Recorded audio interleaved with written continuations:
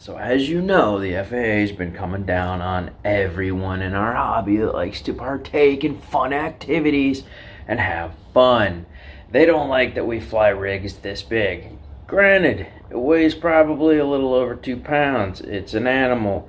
It's very heavy. It feels great when you throw it around in the air. It's got a GoPro on it. It's a big rig and it's a lot of fun. And this gives me complete control because it's heavy and I have control over it. But the FAA is not about that life. They want us to install RID modules and all sorts of craziness, which you know most of us FPV guys are not going to do.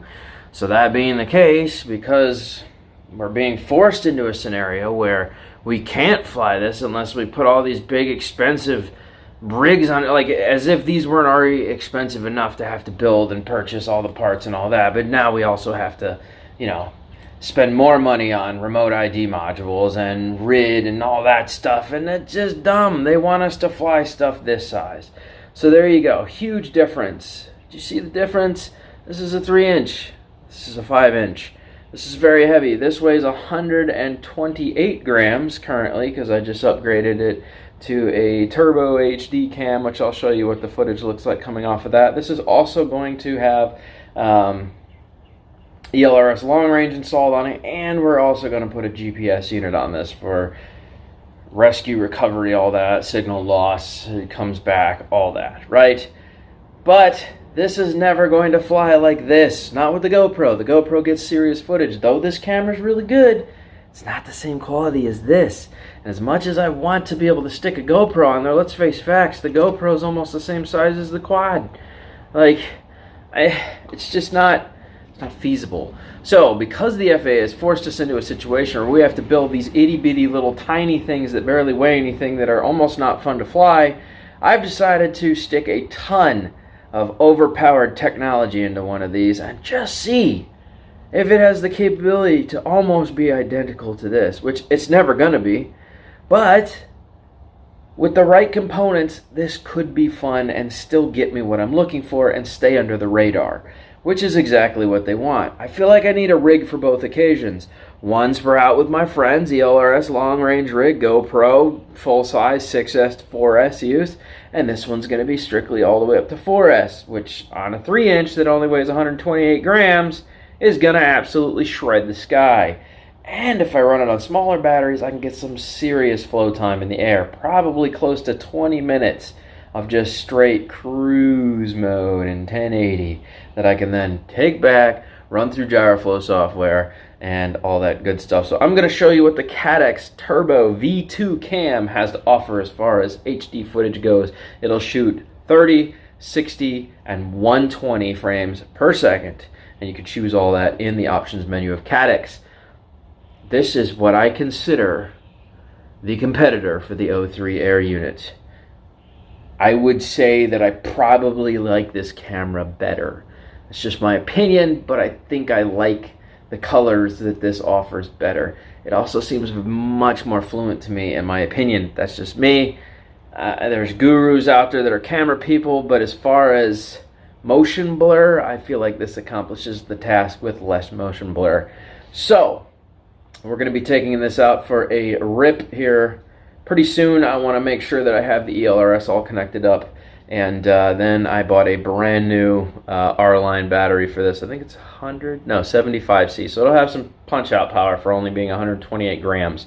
And then right on the back, I left enough room on the back here so that we can shove a GPS module on here for recovery, return to home, signal loss, all of those things that everybody worries about. So if I'm going to build a little rig this capable of doing what this does, then it needs to have the tech behind it to back up the basis and still weigh under 250 grams, and that's what we're going here for. This weighs a lot. This is a heavy drone. It's a beast. We call it Goku, and it is heavy. It is heavy, but it works great and accomplishes the job. This, on the other hand, needs to do what this does. So let me show you how far we've gone. For those of you guys who caught my live earlier, I was redoing the front of this quad and shaving some of the case back so I could fit that camera in there, which kind of hard to see, but you can see I had to shave the case down the middle and shorten it a little bit so the bolts actually overextend on the top of the arms a little bit. You would never notice if I hadn't pointed it out to you. I promise you that's how close the shave was. But the camera needed to be able to fit right in that crease, and it was very difficult to do that with precision. But I'm the man. I've been doing this a long time. I'm just saying, folks. So let me show you what this little camera has to offer as far as visuals go. We haven't put it in the air yet because I have to wait until the 8th. I'm waiting on the ELRS module to show up, and then we'll put this bird through its paces, and then I'll order a micro GPS transponder for the back of this. We'll get that set up, and I'll show you how the rescue works for this and all that greatness.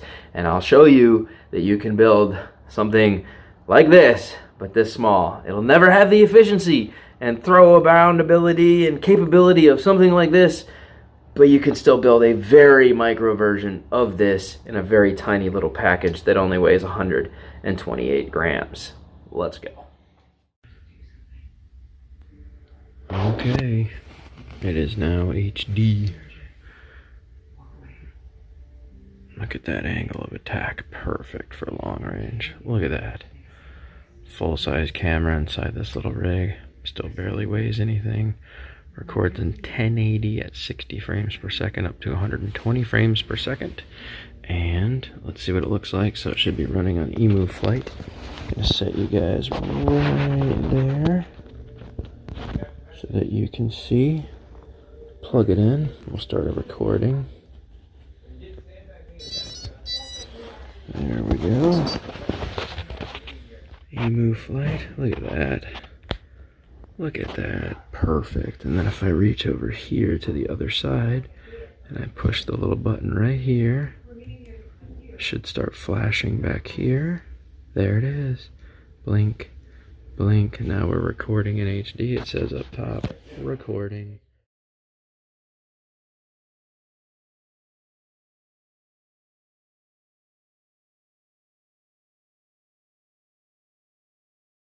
Right there shows me my time frame, and if I click it again, should stop. Booyah, saved. Look at that, isn't that beautiful? That's so simple, right?